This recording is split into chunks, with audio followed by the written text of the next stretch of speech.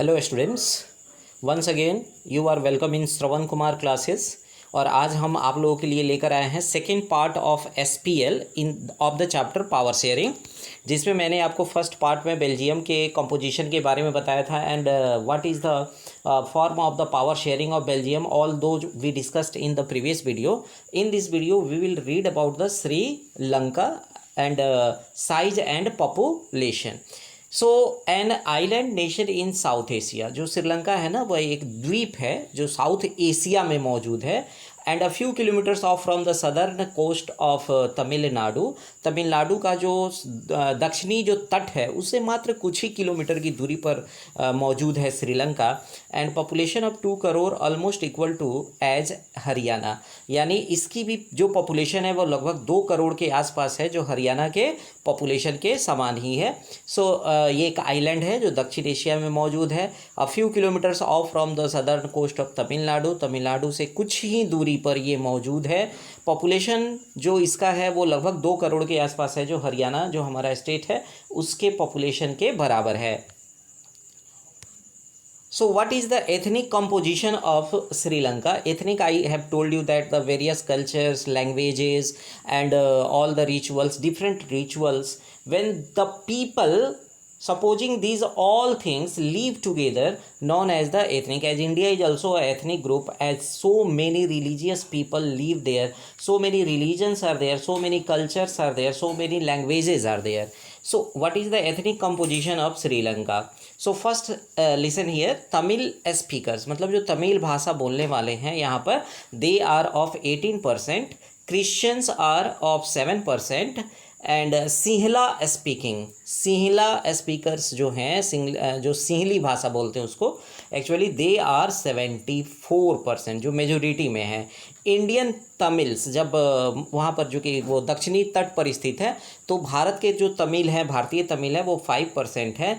Sri Lankan Tamils are almost 13% and remaining are the Buddhists, यानी जो भी हैं वो बौद्ध धर्म को मानने वाले हैं। तो actually this is the ethnic composition of Sri Lanka, जिसमें सबसे ज़्यादा मेजोरिटी किसकी है?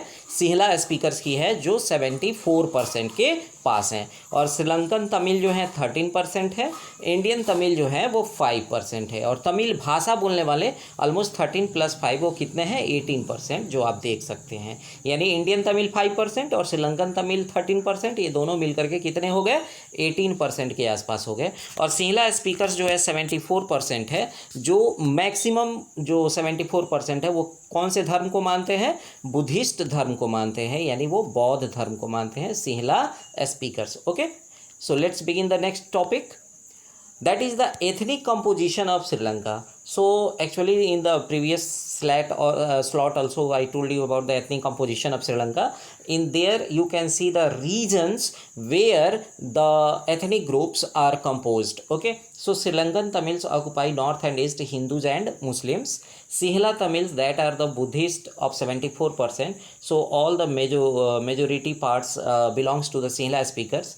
Tamils who are 18%, Indian Tamils, Hindus and Muslims, and Sri Lankan Tamils, Hindus and Muslims, though they together form the 18% Tamils, and they are both Tamil 7% and Christians, while the Muslims are 1%. So the regions have been clearly given here in Sri Lanka, in which region the people of ethnic groups live there and live together. Okay, so majoritarianism in Sri Lanka, मतलब श्रीलंका में जो बहुमत, यानी एक तरह से कहिए कि जिसका दबदबा हुआ, वो एक्चुअली शुरू कब से हुआ, और श्रीलंका और जो बेल्जियम की सरकार है उन दोनों में क्या डिफरेंसेस हैं उसको हम लोग यहाँ पर देखेंगे। इन 1948 श्रीलंका बिकेम इंडिपेंडेंट। 1948 में स्टूडेंट्स श्रीलंका आज़ाद हुआ।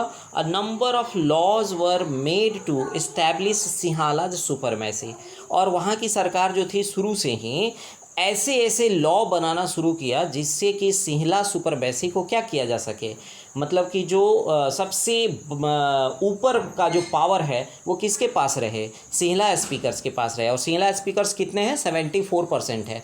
और वो सब किस धर्म को मानते हैं? बुद्धिस्ट धर्म को मानते हैं।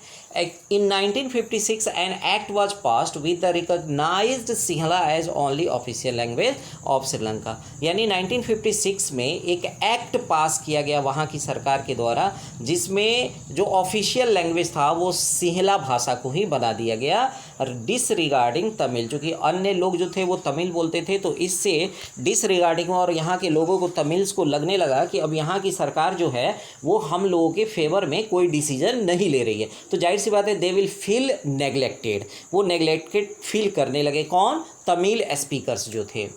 Sinhala speakers were preferred both for university positions and government jobs. अब देखो ऐसा ही नहीं था, सिंहला स्पीकर्स जो थे उन्हीं को प्रेफर किया जाता है दोनों में, यूनिवर्सिटी पोजीशन के लिए भी और गवर्नमेंट जॉब्स के लिए भी। तो बाकी जो तमिल्स हैं उनको किसी भी चीज़ में, उनको जॉब्स में भी नहीं जॉब भी नहीं मिल पा रही थी और ना ही यूनिवर्सिटी में कोई पोजीशन मिल पा रहा था, तो फिर वो अपने आप को पूरी तरह से नेग्लेक्टेड महसूस करने लगे। और आगे चल के हम देखेंगे कि यही श्रीलंका में संघर्ष का कारण बना, जहाँ लिट्टे का फॉर्मेशन हुआ, है ना।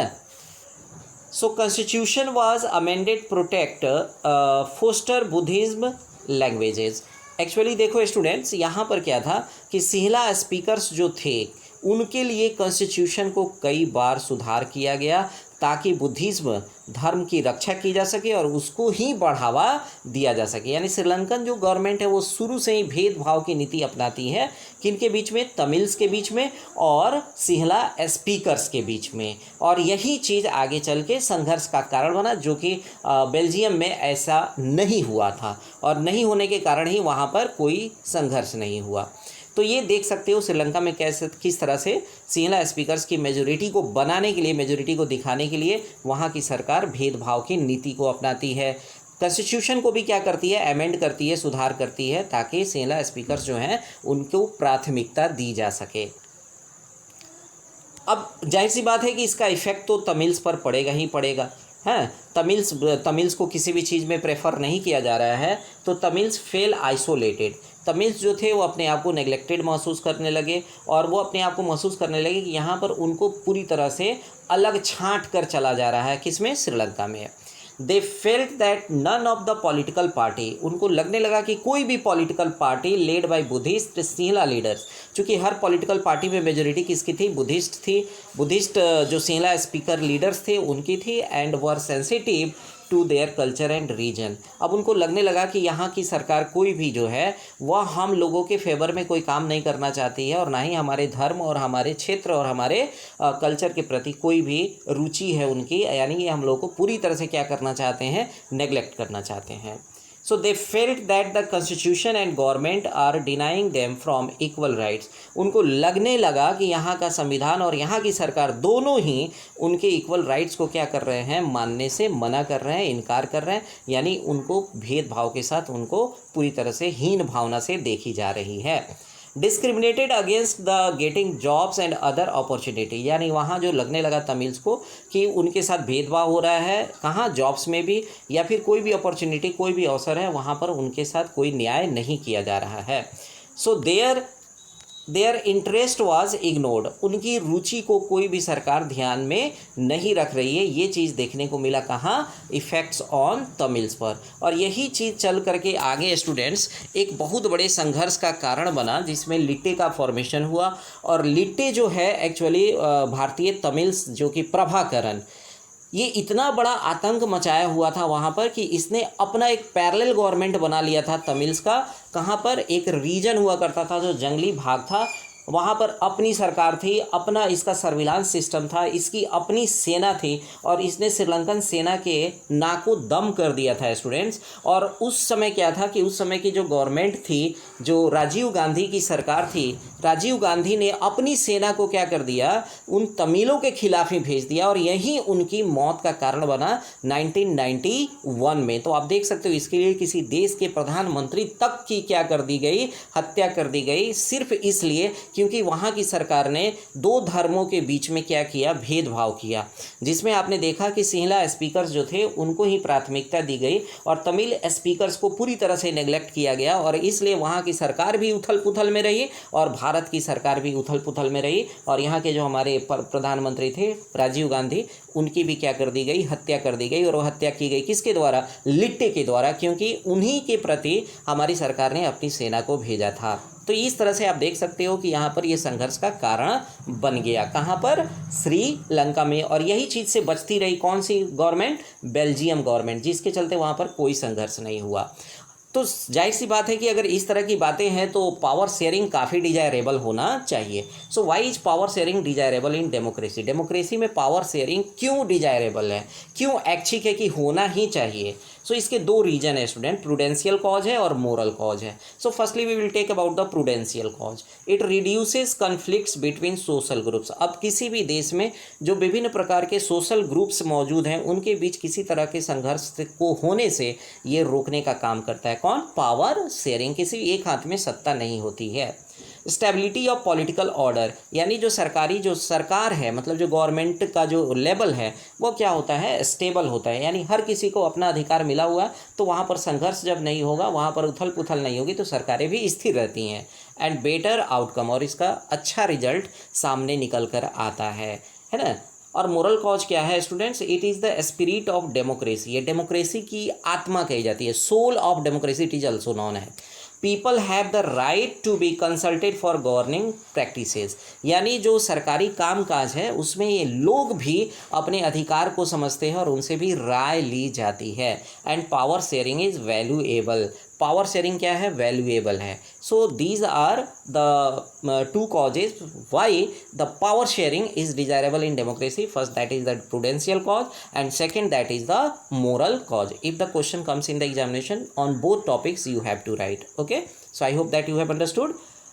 So what are the forms of power sharing? Power is shared among the different organs of government. यानी जो सरकार के जो different organs होते हैं, in the next slide you will see there that the legislature है, judiciary है ना, executive है, इनके बीच में जो पावर को शेयर किया जाता है तो इसको हम लोग power sharing among the different organs of government बोलेंगे। Okay, so power is shared among government at different level. Different level पर जो गवर्नमेंट होती है ना, जैसे कि सेंट्रल लेवल पे गवर्नमेंट है, स्टेट लेवल पर गवर्नमेंट है और लोकल बॉडीज़ हैं, इन तीनों के बीच में पावर को जो शेयर किया जाता है उसे हम लोग डिफरेंट लेवल्स के नाम से जानते हैं।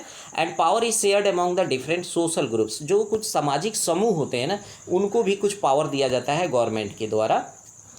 सो power is also shared among political parties, pressure groups and movements. यानी पॉलिटिकल पार्टीज हैं उनको भी पावर मिला हुआ है। प्रेशर ग्रुप्स हैं जो जिनको दबाव समूह के नाम से जाना जाता है, जो सरकार पर दबाव डाल करके अपनी नीतियों को मनवाने का काम करते हैं, उनको भी कुछ पावर मिला हुआ है।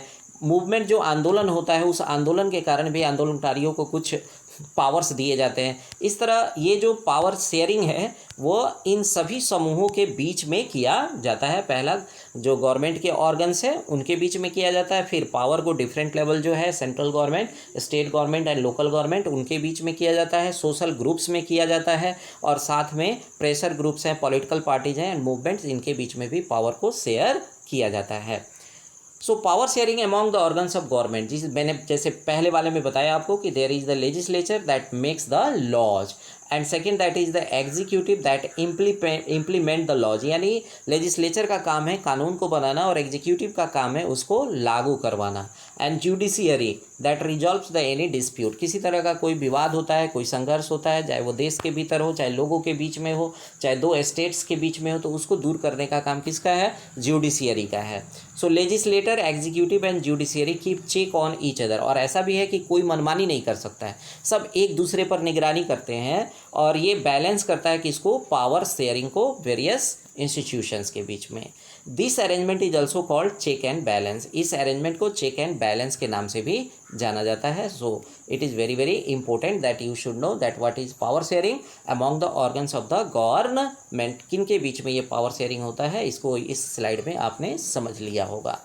Okay, so power sharing at different levels. Different levels की बात करें तो सबसे पहले सेंट्रल गवर्नमेंट है, उसको पावर मिलते हैं। सेंट्रल गवर्नमेंट अपने पावर्स को देती है किसको, स्टेट गवर्नमेंट को, और फिर स्टेट गवर्नमेंट अपने पावर्स को देती है किसको, लोकल बॉडीज़ को। किसको देती है, लोकल गवर्नमेंट, जो पंचायती सिस्टम है उसको ये अपना पावर देती है। तो ये वेरियस लेवल्स पर क्या है, गवर्नमेंट है, पहला सेंट्रल लेवल पे गवर्नमेंट है जिसको पावर मिला है, सेकेंड स्टेट लेवल पर जो गवर्नमेंट है उसको पावर मिला है, और थर्ड लोकल गवर्नमेंट को पावर्स मिलते हैं।